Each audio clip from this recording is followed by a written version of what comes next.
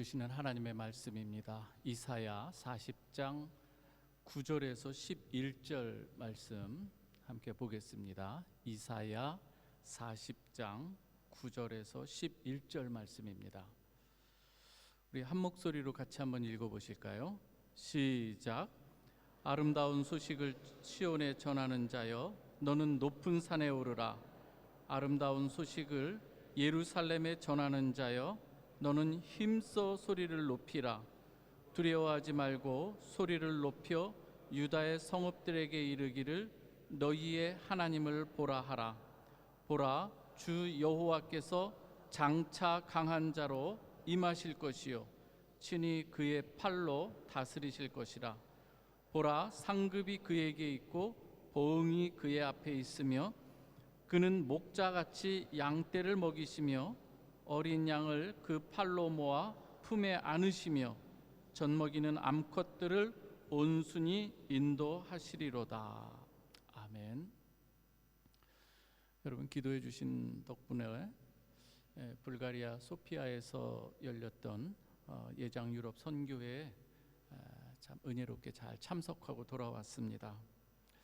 이른 아침부터 이 밤늦게까지 아주 촘촘하게 짜여진 이 프로그램이어서 좀 피곤함도 없지 않아 있었지만, 또 유럽 전 지역에서 또 함께 모인 우리 동역자들, 그리고 이 강사님들의 또 은혜로운 말씀으로 많은 도전을 받았던 시간이기도 했습니다.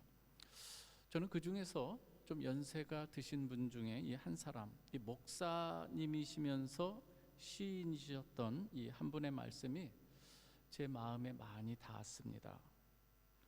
그분의 얼굴은 이 오른쪽 한 면이 좀 일그러지셨어요. 그리고 수술 자국으로 이 흉터도 남아 있었어요. 오른쪽 눈은 잘 안 감긴다고, 그러니까 완벽하게 감기지 않는다고 하는데, 저는 처음에 이 교통사고를 당하셔서 이렇게 되었었나 이런 생각을 했었는데, 같이 식사교제를 이렇게 하게 됐어요. 그러면서 그분의 말씀을 통해서 얼굴에 생긴 그 흉터와 일그러진 이 부분이 얼굴에 생긴 이 암 때문이었다, 이런 소리를 들었어요. 학교 교목으로도 섬기셨던 이 그분인데, 그 시련의 고통이 어떠했을까 굳이 설명하지 않아도 그대로 느껴졌어요. 그런데 그분의 말에 의하면, 목사님, 제 자신의 이 시는 어쩌면 그 고난으로부터 나온 시입니다, 이 이야기를 하더라고요. 저는 이 그분의 이 시를 시집을 이제 받아서 읽었는데요, 그분의 이 시는 그냥 고난에만 머물지 않고 고난 중에도 함께 하신 그 하나님, 그리고 고난의 그 뒤편에서 역사하시는 그 하나님을 아름다운 이 시어로 그려내신 분이에요. 어려운 그 일들을 겪으면서도 그분께서는 어려움만으로 그냥 끝나는 것이 아니라 항상 그 뒤편에 하나님께서 일하신다고 하는 것을 시로 풀어내신 분이라고 저는 생각이 됐습니다. 저는 돌아오는 이 비행기 안에서 원래 시는 이렇게 묵상하면서 음미하면서 읽어야 되는데, 저는 돌아오는 비행기 안에서 처음부터 끝까지 차근차근히 읽으면서 다 읽었어요. 그분의 시는 광야 같은 이 세상을 힘겹게 살아가는 이 사람들에게 때로는 그 시 한 구절을 통해서 용기를 주기도 하고, 믿음, 소망, 사랑을 전하는 마치 광야에 외치는 자의 소리와도 같다 생각이 들었습니다. 저는 마지막 날 그분의 새벽 예배 이 말씀을 들으면서 그 본문이 마가복음 1장 3절이에요. 광야에 외치는 자의 소리가 있어 너희는 주의 길을 준비하라, 그의 오실 길을 곧게 하라, 이 말씀이 본문인 거죠. 이 말씀은 이사야 40장 3절, 오늘 우리가 읽었던 본문에 좀 앞달나게 나오는 그 내용인데요, 저는 오늘 그 내용이 이어진 9절에서 11절을 통해서 우리에게 주시는 그 말씀을 듣고자 합니다. 저는 그 목사님을 통해서 같이 교제하면서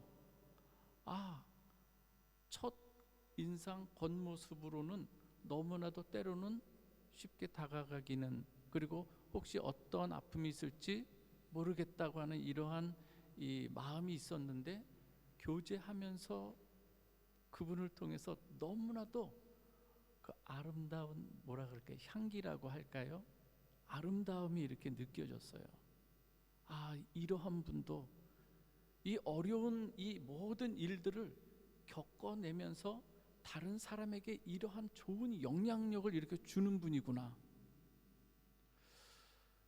어떤 어려움이 있는 사람에게도 그분이 다가가서 함께 이야기할 때 저는 그분이 주시는 그런 귀한 한마디, 이 소리 하나하나가 얼마든지 그를 새롭게 힘을 주고 격려해 주고, 때로는 힘들어하는 사람에게 어깨를 내어주시는 그러한 분이라고 저는 이렇게 믿게 되더라고요. 저는 오늘 이 9절에서 11절 말씀은 여기 또 하나의 이 소리라고 하는 이 단어가 나오거든요. 오늘은 이 소리라고 하는 이 단어가 갖는 의미를, 그리고 우리에게 하나님께서 소리를 전하라고 또 우리에게 주신 귀한 사명이 있는, 그래서 사명을 받은 우리가 어떠한 삶을 살아가야 할 것인가, 이것을 같이 여러분에게 나누고자 하는 거예요. 한번 우리 9절 말씀을 한번 같이 보겠습니다. 제가 봉독해 드리겠습니다. 아름다운 소식을 시온에 전하는 자여, 너는 높은 산에 오르라. 아름다운 소식을 예루살렘에 전하는 자여, 너는 힘써 소리를 높이라. 두려워하지 말고 소리를 높여 유다의 성읍들에게 이르기를 너희의 하나님을 보라 하라. 여러분, 이 말씀을 우리가 읽으면서 잠깐 이 말씀의 배경을 좀 살펴볼 필요가 있습니다. 여러분들이 이사야서를 읽으면서 이사야 39장과 40장을 읽어 나갈 때에 조금 의아한 부분도 있을 거예요. 왜 그런가 하면 이사야 39장에 보면 여러분들이 잘 아는 소위 유다의 선왕이라고 할 수 있는 히스기야 왕의 이야기가 나와요. 그가 병에 걸렸다가 기도함으로 생명이 연장을 받게 돼요. 그 나은 이 소식을 듣고 이웃 나라 바벨론의 그 왕, 그의 사절단이 오게 되는 거예요. 그를 가지고 물품을 가지고 와서 이 병문안, 그 병문안이라고 할까요? 그 나은 것을 축하해 주기 위해서 왔던 이 사건이 있었어요. 그러할 때 이 히스기야 왕이 기쁜 나머지인지 모르겠지만 그 사절단들에게 국고의 모든 창고에 있는 것, 무기와 여러 가지 모든 보여줄 수 있는 것 다 보여주는 거예요. 이때 하나님께서 이사야 선지자를 통해서 경고의 말씀을 주시는 거예요. 너의 이 나라의 이 모든 물건들과 이 백성들이 바벨론의 포로로 잡혀가게 될 것이다. 이러한 예언의 말씀을 이사야 선지자를 통해서 주는 거죠. 오늘 이제는 갑자기 이제 40장에 넘어오면은 여기에서 위로 메시지를 전하라고 하는데, 오늘 이 40장은 무엇인가 하면 이미 벌써 포로로 잡혀갔다가 돌아오는 시점, 바벨론의 포로 생활이 끝나고 이제는 돌아오는 이 시점에서 주는 메시지인 거예요. 그 백성들에게 주는 이 메시지, 이스라엘 백성들, 이 유다 민족들이 하나님 앞에 하나님보다 더 이 세상에 강한 제국을 의지하는 이러한 이 모습을 보면서 하나님께서는 히스기야 왕에게 하나의 이 메시지를 전하는 것이거든요. 그러한 가운데 지금 이제 유다 이 바벨론 포로로 살았던 그 모든 것을 끝낸 다음에 돌아오는 이 시점에 이제 주는 내용인 거예요.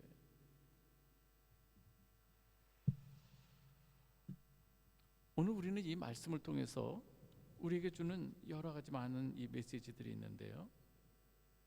오늘은 이제 이 말씀을 선포하라고 하는 이 말씀을 지금 누구에게 주는가 한번 좀 생각해 볼 필요가 있습니다.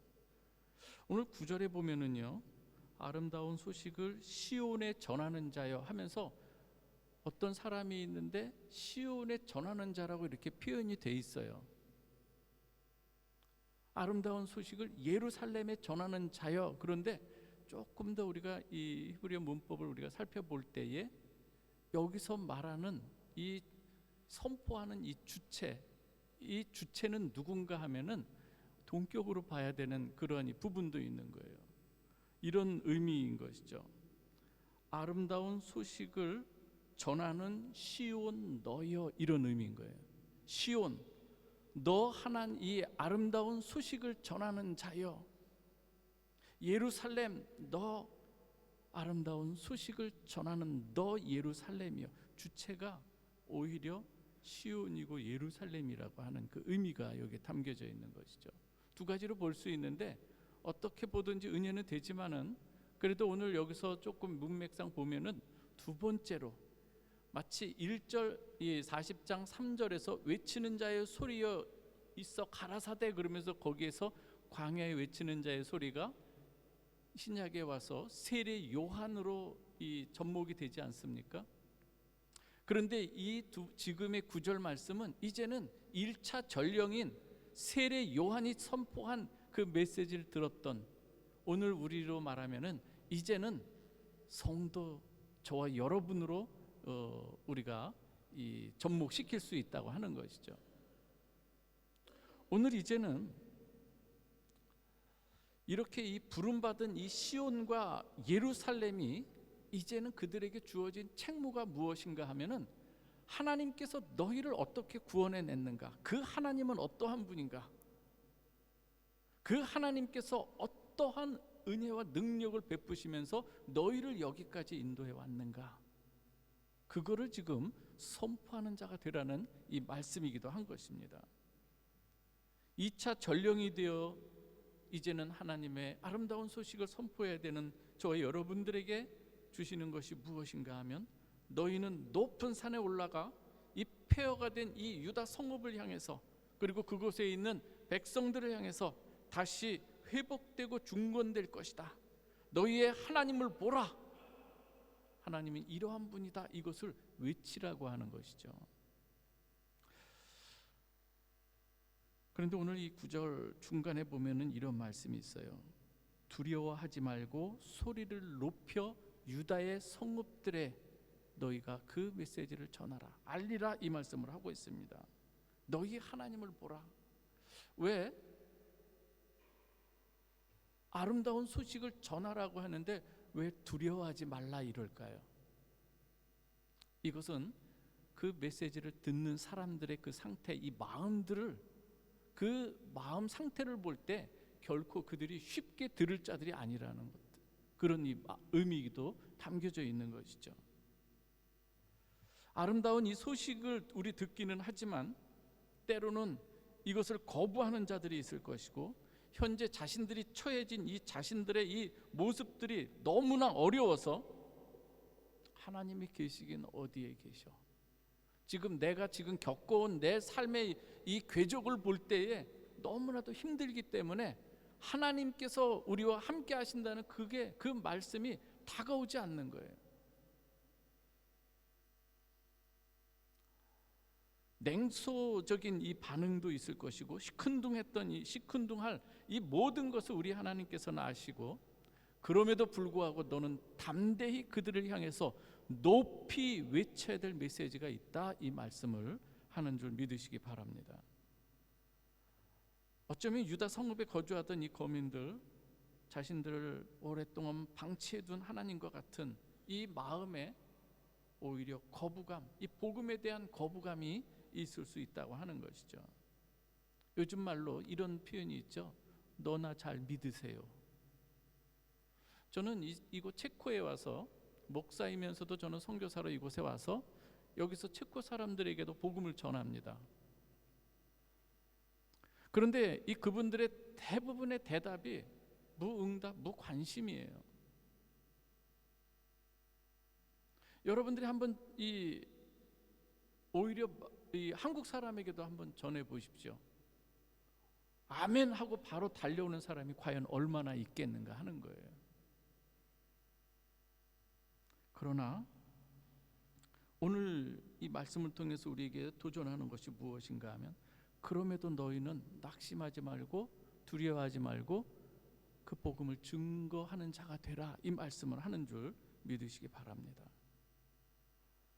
오늘 이 체코에 살아가시는 여러분들이 아름다운 소식을 전하는 자로 이웃이나 체코인들에게 복음을 전할 때에 행여 그러한 일을 당할지라도 또 느낄지라도 여러분 그분을 위해서 더 기도할 수 있기를 바랍니다. 사실 저는 일주 전, 한 열흘 전일까요? 어느 한 분에게 제가 정말로 기도하고 전화를 드렸어요. 한번 이렇게. 근데 사실 또 이분에도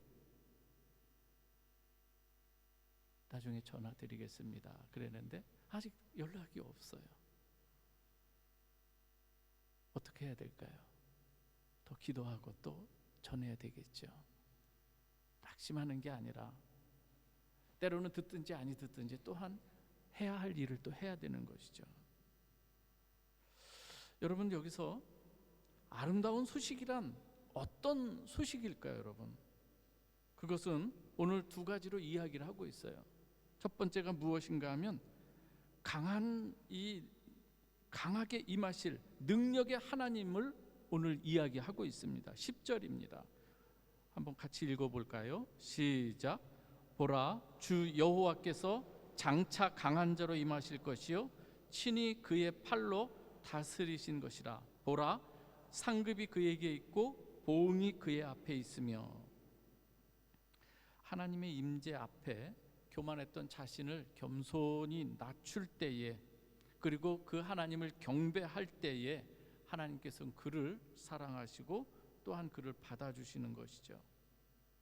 그러면서 하나님께서 주시는 그 영광을 누릴 수 있도록 하나님 은혜를 베푸시는데, 끝까지 저항하는 자들에게 때로 하나님께서는 하나님을 믿지 않는, 지금 마치 바벨론의 이 민족과 같은 하나님을 대적하는 무리는 그 강한 능력의 팔로 하나님께서 물리치시고, 또 하나님의 택한 백성들에게 있어서 백성들임에도 불구하고 마치 부모에게 순종하지 않고 대드는 이러한 모습이 있을 땐 어떻게 할까요? 하나님께서 강한 능력의 팔로 때로는 채찍을 대시는 하나님이라고 하는 거예요.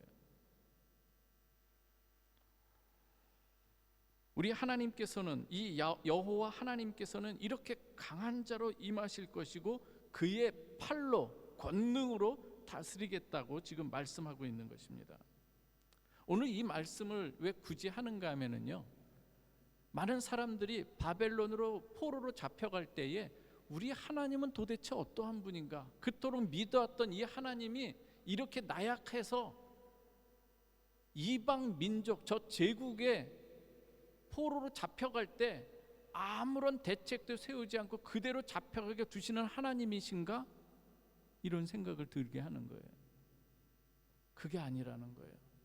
조금 더 높은 곳에서 내려다 본다면 하나님께서 이스라엘 백성들이 패역했을 때, 하나님의 이 말씀에 순종하지 않을 때에 하나님께서는 오히려 바벨론을 채찍으로 들어서 패역한 이스라엘을 다시금 올바른 사람으로 그들을 훈련시키기 위해서 포로로 잡혀가게 하셨다는 거예요.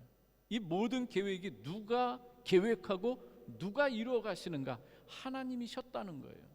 그래서 그 권능의 하나님께서 이제는 그 때가 되어서, 이스라엘 백성들이 돌아올 때가 되어서, 이제는 노역의 때가 이제 마친 것을 우리 하나님께서는 아시고 마치 군대에 입대했다가 때가 돼서 이제는 제대하는 것처럼 노역의 때를 마치면서 이제는 돌아오는 이 상황 가운데서 이스라엘 백성들에게 주시는 이 말씀이라고 하는 것이죠. 우리 하나님께서는 이렇게 전능하신 분이라고 하는 것입니다. 얼마든지 하나님께서는 이스라엘 백성들을 다시금 하나님의 백성, 하나님의 군대로 이끌어내시는 거예요. 지금 이 바벨론에서 다시금 거기서 구원해 내시는 것은 마치 첫 번째가 출애굽이라고 하는 애굽에서 출애굽시켰던 것처럼 이제는 다시금 바벨론을 시키는 거예요.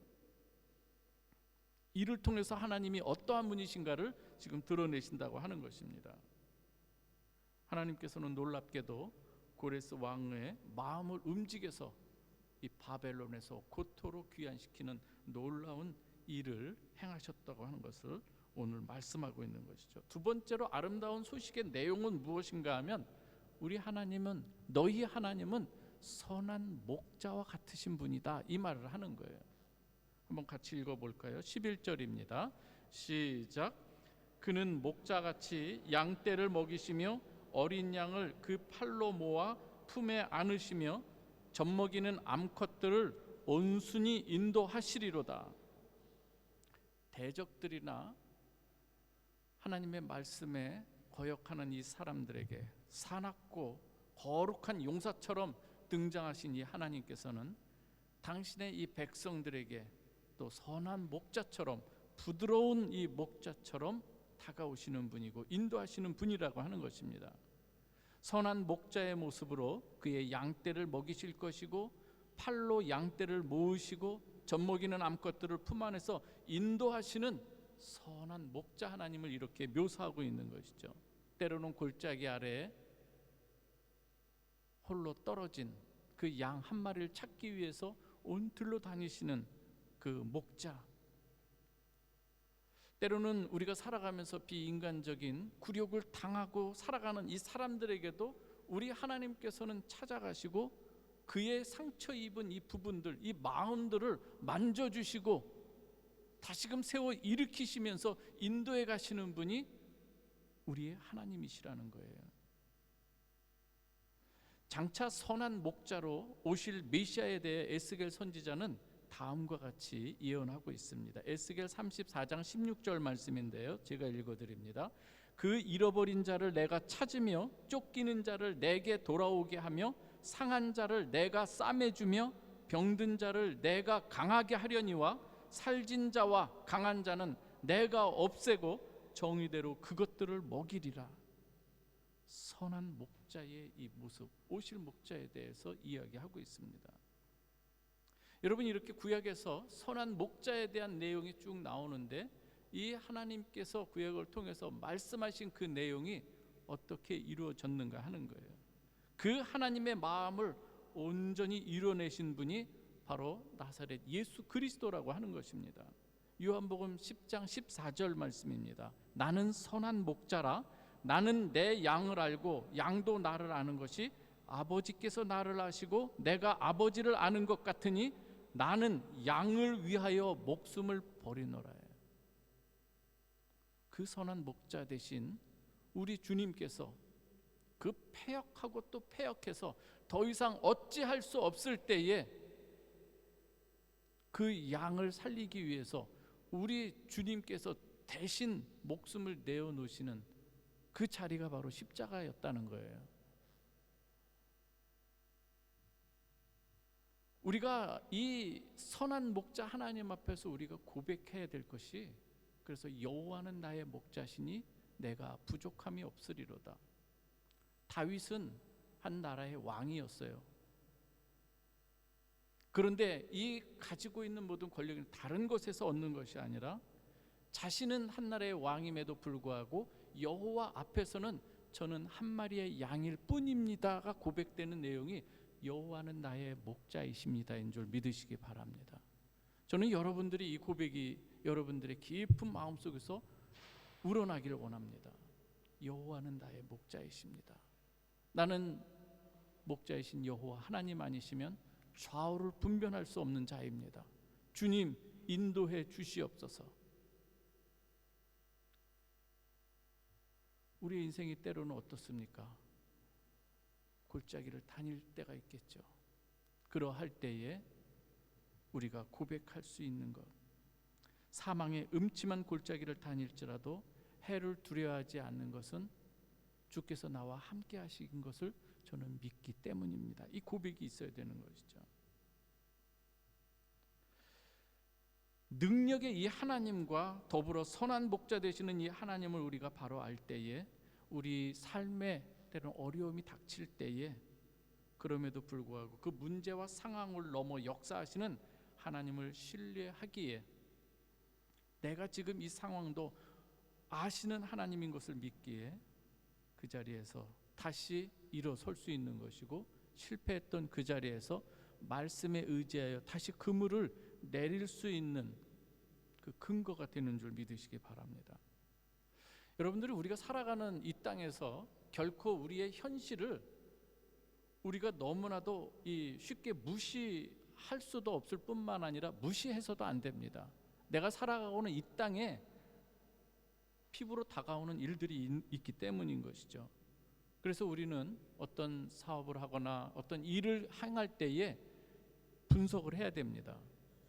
거기에 대해서 시장 조사도 해야 되는 것이죠. 최선을 다해야 되죠. 우리 학생들도 열심히 공부해야 되는 거예요. 내게 주어진 때에 그 모든 것을 최선을 다하는 것은 때로는 그 능력 다 다양하게 다르게 나타날 수 있지만은 중요한 것은 그러한 것을 통해서 내 이 삶의 인격들, 그리고 신앙의 인격들이 모든 학창 시절이나 모든 다른 이 여러 과정들을 통해서 훈련되고 성숙되기 때문에 우리는 최선을 다해야 되는 거예요. 그리고 상식이 있어야 돼요. 상식이 있어야 돼요. 그러나 여러분, 여기서 우리가 잊지 말아야 될 것이 하나 있어요. 무엇인가 하면 열심히 노력도 하고 최선 다하지만, 그러나 우리는 내가 아는 상식에서만 머무는 신앙이 돼서는 안 된다는 거예요. 무슨 말씀인지 이해하시는지요? 때로는 우리의 상식을 초월하여 역사하시는, 우리의 이성과 우리의 능력, 이 모든 것을 넘어서 역사하시는 하나님의 그 놀라운 역사하심이 있기 때문인 거예요. 그 하나님을 바라보는 이 믿음이 있어야 되는데요, 이런 거예요. 여러분, 이제 출애굽한 이스라엘 백성들이 약속의 땅을 들어가기 전에 가데스 바네아에서 정탐꾼을 보내는 거 여러분 잘 아시죠?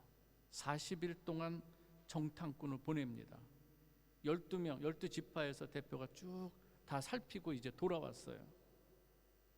근데 10지파의 대표들이 먼저 보고를 하는 거예요.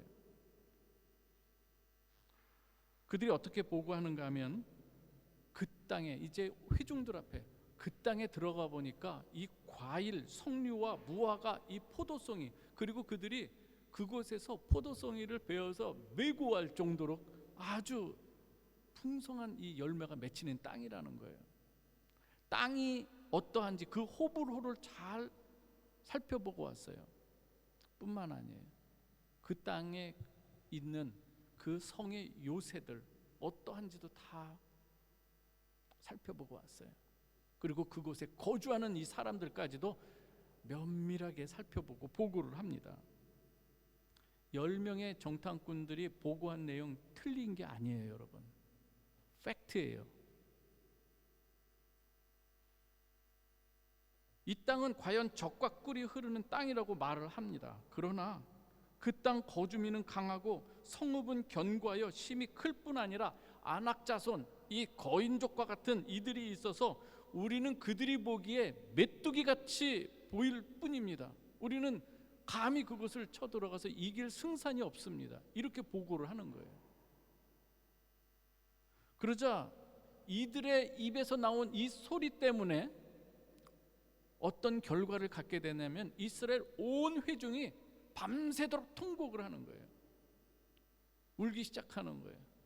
부르짖어 통곡하면서 원망하기 시작합니다.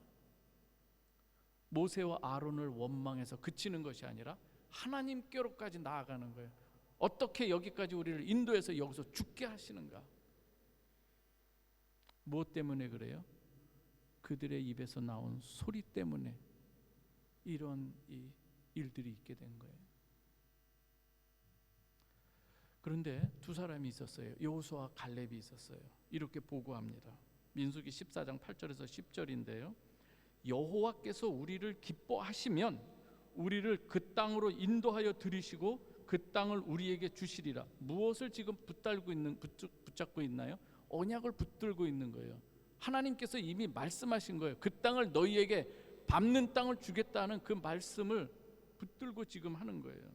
이는 과연 젖과 꿀이 흐르는 땅이니라. 다만 여호와를 거역하지 말라. 또 그 땅 백성을 두려워하지 말라. 그들은 우리의 먹이라. 쉽게 말해서 오히려 그들이 우리의 밥이다, 이렇게 말하고 있는 거예요. 그들의 보호자는 그들에게서 떠났고 여호와는 우리와 함께 하시느니라. 그들을 두려워하지 말라 하나 온 회중이 그들을 돌로 치려 하는데 말이 안 먹히는 거예요. 씨알이 안 먹히는 거예요. 그때 여호와의 영광이 회막에서 이스라엘 모든 자손에게 나타나시느니라.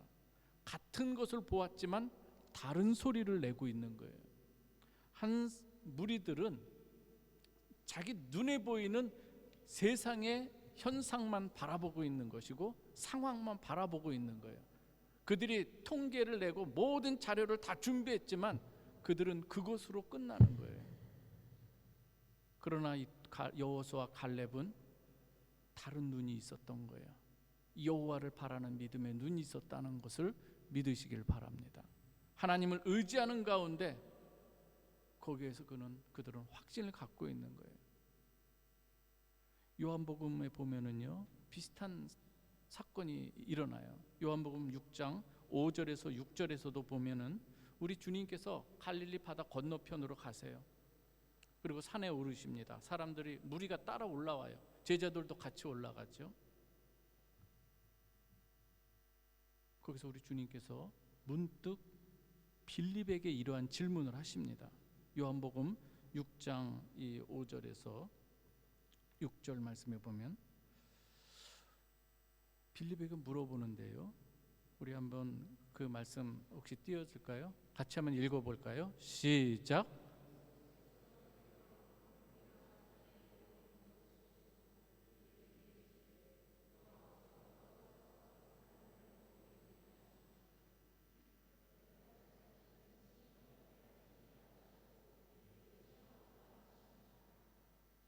이해가 되시겠습니까?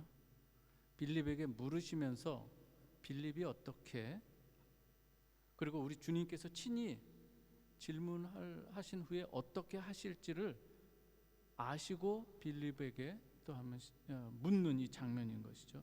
빌립이 대답합니다. 주님께서 우리가 어디서 떡을 사서 이 사람을 먹이겠느냐? 빌립이 대답하죠. 조금씩만 받게 할지라도 200데나리온의 떡이 부족하리이다. 지금 광야예요. 한 데나리온이 노동 하루 품삯이에요. 200데나리온이면 얼마나 될까요? 200일 품삯 하루치 200일, 그만큼 비용이 들어가야 이들을 먹일 수 있는 이 상황을 이야기하고 있는 거죠. 제자 중 하나, 곧 시몬 베드로의 형제 안드레가 옆에 있다가 또 예수님께 물어봅니다. 여기 한 아이가 있어 보리떡 5개와 물고기 2마리를 가지고 있나이다. 여러분, 지금 이 문맥을 보면은 여기서 뭐 아이의 헌신 이걸 얘기하려고 하는 게 아니에요. 여기서 뭘 이야기하는가 하면은 말도 안 되는 이야기입니다. 우리가 가지고 있는 것 물고기 2마리, 오병이어이고요. 그리고 빌립이 이야기하는 것은 이만큼 떡이 필요한데 우리가 이 정도가 필요한데 우리가 없는 이 상황들 얘기하는 거예요. 안드레는 한번 보세요. 주님, 가지고 온 거 이게 단데? 이 이야기를 하는 거예요. 지금 두 사람은요, 주님께서 묻는 의도에 합당하지 않고 오히려 절망하고 지금 포기해야 될 상황인 것을 지금 여건들을 지금 이야기하고 있는 거예요. 빌립이 필요한 떡의 양에 대해서 정확한 데이터를 이렇게 뽑아서 올리잖아요. 아무리 적게 잡아도 200데나리오입니다. 주님, 그러면서 불가능하다는 걸 이야기하고, 안드레는 필요한 것에 비해서 우리가 가지고 있는 게 이것밖에 안 됩니다, 이 이야기를 하고 있는 거예요. 열악한 현실을 지금 말하고 있는 거예요. 주님께서 질문하고 있는 것이 얼마나 지금 이게 말이 안 되는가를 지금 이야기하고 있는 이 상황인 거예요. 두 제자의 이 주님 앞에 내어놓는 분석들, 여러분 어떻습니까? 틀린 게 아니에요. 그렇죠? 이게 팩트잖아요. 틀린 분석이 아니라 정확한 분석이라는 거예요. 상식에도 맞는 말이고. 그런데 빌립과 안드레는 주님이 어떠한 능력을 지니신 분이며 선한 목자로서 어떠한 긍휼의 마음을 가지고 이 무리들을 바라보고 계시는가를 염두에 두지 않는 거예요. 그러한 제자들을 우리 주님께서는 오병이어의 표적을 일으키시면서 거기에 참여시키는 걸 보실 수가 있어요. 직접 떼어 전하는, 뭘 키우시려고 참여시키는 걸까요, 여러분?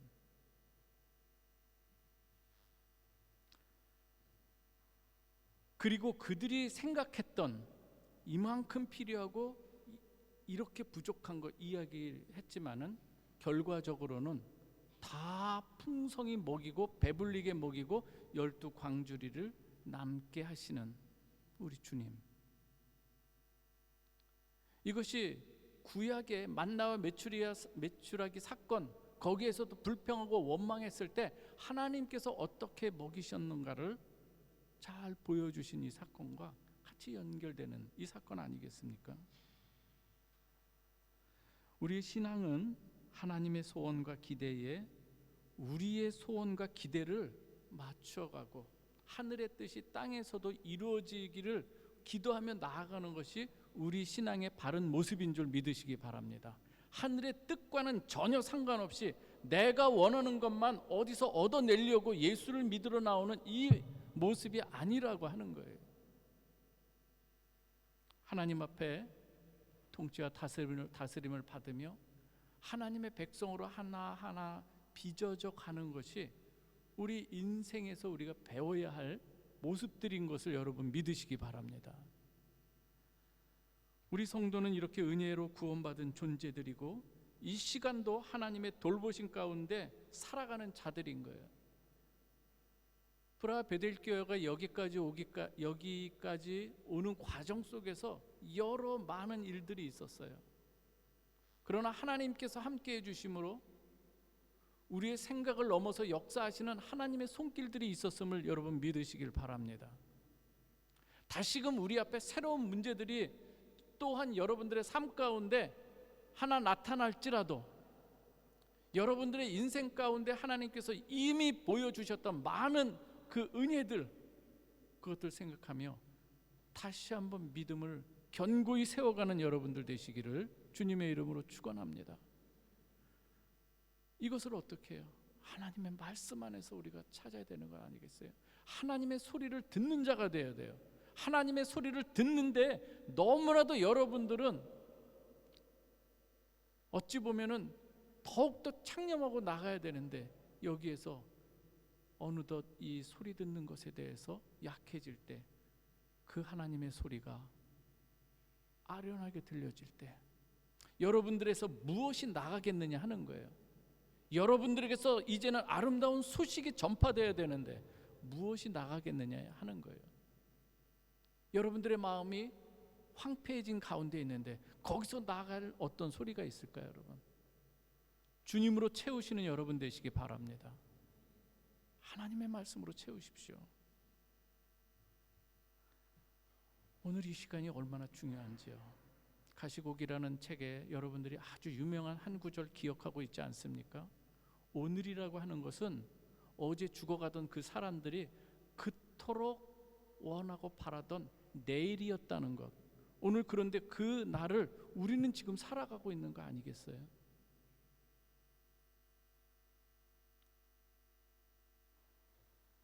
이제는 우리가 아름다운 소식을 전하는 소리로 살아가야 될 때인 줄 믿으시기 바랍니다.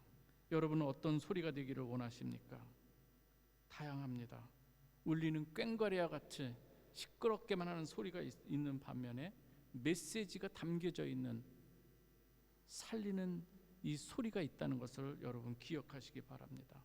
때로는 그 한마디가 그 소리로 인해서 누군가를 다운시키고 실족시키는 소리가 있는가 하면 그 누군가의 한마디로 때로는 그를 그 어깨를 부추겨 일으키는, 다시금 세워가는 소리가 있다고 하는 거예요.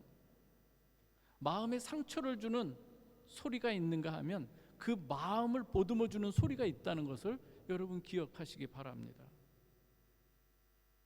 생명을 살리는 소리, 희망을 주고 그리고 불평하는 원망하고 있는 소리가 있는 반면에 감사와 찬양의 소리가 있다고 하는 것을 여러분 알아야 됩니다.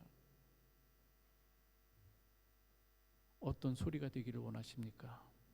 아름다운 소식을 전하는 소리가 되기를 주님의 이름으로 축원합니다. 기도하겠습니다. 아버지 하나님, 감사합니다. 오늘 주님께서 우리에게 또 새롭게 우리에게 사명 주시는 이 말씀인 줄 믿습니다. 상식만으로가 아니라, 통계만으로가 아니라 그 위에 역사하시는 그 주님을 바라보며 능력의 하나님, 또 선한 목자와 같으신 그 우리 주님을 나의 주로 고백하며 이 세상 참으로 지혜롭게 살아갈 수 있도록 인도하여 주옵소서. 우리의 입술 열어서 누군가에게 생명이 되는 귀한 이 소리를 전하는 하나님의 소리꾼들이 되게 하여 주옵소서. 예수 그리스도의 이름으로 기도하옵나이다. 아멘.